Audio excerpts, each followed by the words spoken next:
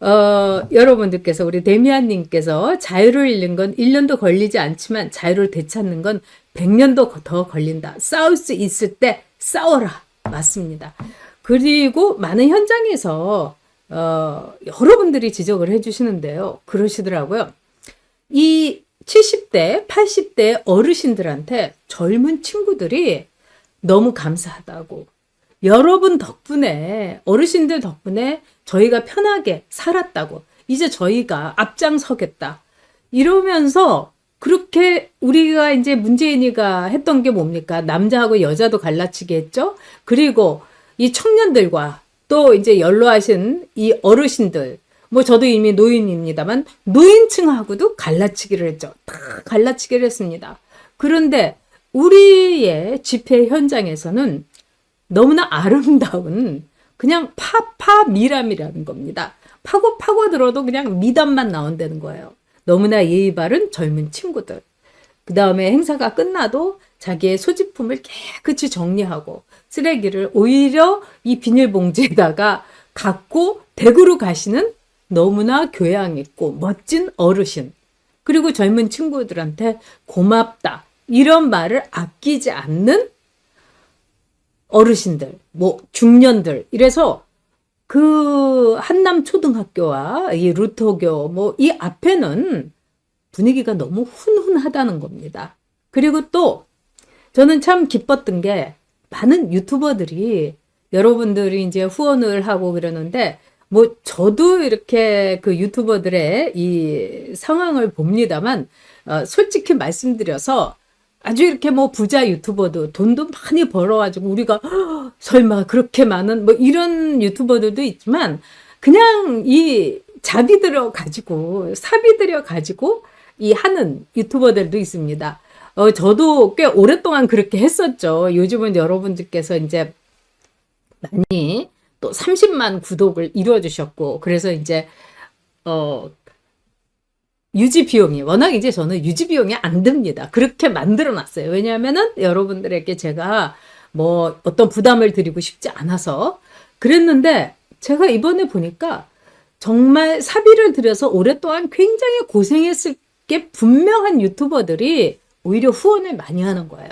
푸드트럭도 보내고 난방버스도 보내고 라면도 보내고 저는 너무 기뻤습니다.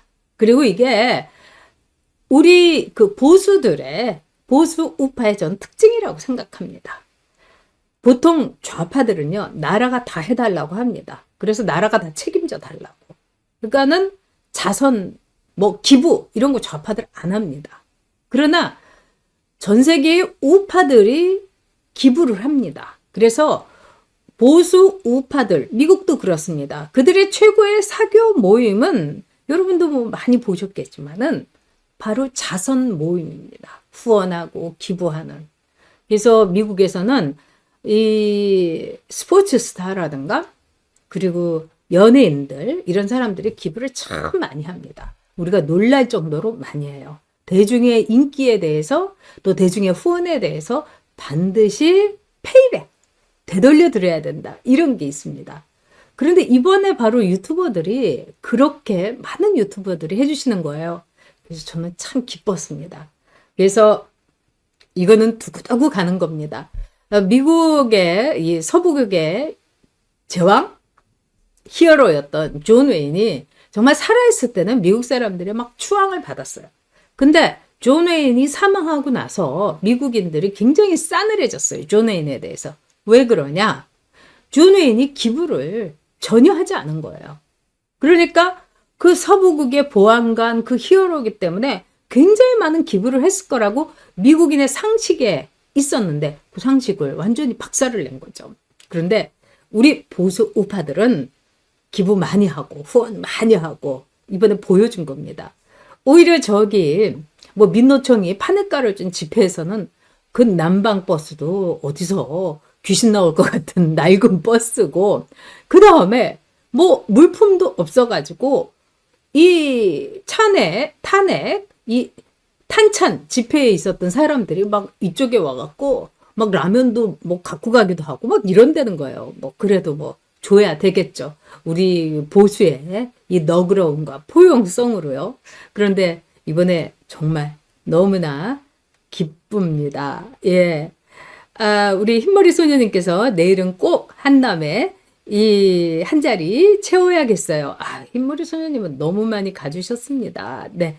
그리고, 네. 최현두님, 늘 이렇게 함께 해주시는데, 안 그러셔도 되는데, 너무 최현두님 감사드립니다. 네. 그렇죠. 이인재,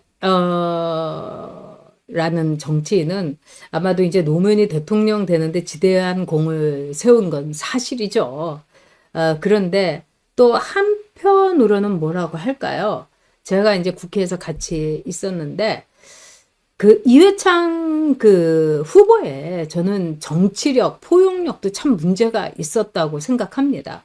그러니까 이인재 후보만 품었으면은요, 이회창 총재가 대통령이 되는 거예요. 그런데 제가 이인재 그 후보한테 이제 의원 시절에 들은 건데, 이제 어렵게 이회창 그 당시 후보하고 이인재 후보하고 이제 만났다는 거예요. 그러면 그때 막 설득을 해야 되는 거 아닙니까? 내가 이번에 우리 이 정치 선배고 후배 그 정치에서는 선배고 대학은 후배지만은 반드시 잘 해드릴 테니까 우리 정권 꼭 우리가 둘이 교체합시다. 이래야 될 거 아닙니까? 그런데 이해창 그 후보가 굉장히 그 샤이한 데가 있는지 저는 참 여러 가지로 훌륭한 점도 많이 있으신 분인데 제가 이인재 후보한테 들었는데 40분을 같이 있었는데 아무 말도 안 하고 있더라는 겁니다.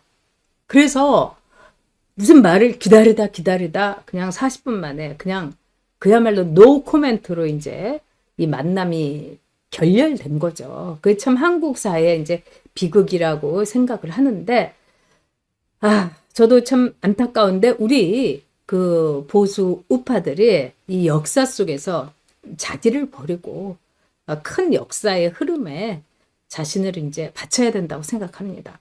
저는 그런 점에서 윤석열 대통령이 바로 그런 지도자라고 생각합니다. 자신을 희생한 거죠. 그냥 편안히 있고 시간 때우다가 그런 다음에 나 몰라 하면서 문재인처럼 아방궁 지어가지고 경호 인력 증원시키고 그 다음에 자기 받는 월급 이거 세금 면세되게 이것도 법안으로 통과시키고 그 다음에 정수기는 청와대에 있었던 술병부터 시작을 해갖고 이 집기까지 식탁까지 싸그리 바리바리 싸갖고 들어가고 네. 그리고 이제 노무현 대통령도 그러지 않았습니까? 자기가 퇴임하게 되면 한 40평 정도 되는 그냥 아파트에서 살겠다. 이래놓고는 네. 봉하마을에 엄청나게 정말 봉하 빌리지, 노무현 빌리지를 만든 거 아니겠습니까? 이렇게 이제 좌파들은요, 입을 믿으면 안 됩니다. 말하고 이 행동하고는 다르죠. 말로는 없는 자를 위한다. 이러면서 행동으로는 오로지 내 아들, 내 식구들 잘 먹고 잘 산다. 이겁니다. 이거는요, 제가 이제 직접 들은 얘기입니다만, 이 노무현 후보가 막 나왔을 때, 그동안에 없이 살고, 그동안에 이제 우리 사회의 사각지대에 있었다고 생각하는 사람들이 드디어 우리의 슬픔과 우리의 처지를 알아주는 후보가 나왔다. 이래서 이제 노무현 후보가 이 유세를 하고 이럴 때 막 달려들어서 막 열광을 한 거예요. 그런데 그 자리에서 노무현 후보의 표정을 열심히 봤던 제가 아는 분이 있습니다. 이분이 이제 정치에 아주 유명한 분이에요. 정치인은 아닙니다만 정치 주변에. 그러는 거예요. 노무현의 표정에서 자기 자신에게 손을 내미는 이 할머니의 왜 농사일을 많이 하면 여기 이렇게 왜 까맣게 이제 이 흙대가 끼지 않습니까? 이거는 정말 노동의 아름다움인데 그런 손을 막 노무현 대통령한테 이렇게 내미니까 그 얼굴에서 귀찮음, 경멸, 왜 이렇게 더러운 손을 나에게 내밀어. 이런 거를 자기가 읽었다는 겁니다. 그러면서 이제 노무현이라는 정치인이 갖고 있는 빛과 그림자, 이거를 일찌감치 이제 파악을 한 거죠. 사실 노무현 대통령이 극단적인 선택을 한 거는 이인규 회고록에도 알려져 있지만은 박연차한테 여러 차례 돈 달라 이래가지고 노무현이 직접 요구해서 노무현이 받은 겁니다. 그러니까 사람들이 아는 것처럼 노무현은 하나도 몰랐는데 권양숙이가 박연차한테 애 아파트도 사주고요. 네, 우리 애 뭐 돈 좀 주세요. 뭐 어쩌고 저쩌고. 이게 아닙니다, 여러분. 정진석 의원한테는 권양숙 여사와 노무현 대통령이 엄청나게 싸우고 뭐 권양숙 여사가 이 밖으로 뭐 나가버렸다. 그리고 그 다음날 새벽에 노무현이 극단적인 선택을 했다. 이 와중에서 정진석 의원한테 명예훼손으로 해갖고 처음엔 실형이 내려졌고 그 다음에 벌금형이 내려졌는데요. 제가 보기에는 정진석 의원이 이야기한 것보다 정진석 비서실장이 얘기한 것보다 솔직히 말해서 이인규 회고록에 있는 내용이 너무나 쇼킹하고요. 그 다음에 노무현 대통령과 그 가족들의 명예를 엄청나게 훼손하는 내용으로 가득 차 있습니다. 그런데도 이인규 부장이 노무현 일가로부터 명예훼손으로 고소당했다는 이 소식은 전혀 들려오지 않죠. 이인규 부장이 거기다 썼습니다. 모든 법적인 검토를 거쳤고 나한테 고소하려면 해라 이렇게 했는데 어떻게 보면 찍소리를 못한 겁니다. 네. 자, 앞으로 이제 오늘 그 한남 초등학교에서 특별히 저희가 이제 곰탕 트럭을 한 거는요. 이제 윤석열 대통령의 두 번째 체포 영장이 공수처가 이제 서부지원에서 이제 발부를 받았고 이 경찰을 동원해갖고 그러니까 공수처가 아주 얍삽한 겁니다. 그러니까 경찰은 뭐 1000명을 뭐 기저귀까지 채워가지고 장기전으로 간다 이러면서 공수처 인원은 오히려 줄인다는 거야. 이게 뭡니까? 그러니까 경찰 보고 니들이 다 해. 우리는 뒤에서 이 떡이나 먹고 제사나 지내겠다. 그러니까 경찰 쪽에서 진짜 기분 더러울 겁니다, 여러분. 앞으로 한번 두고 보자고요.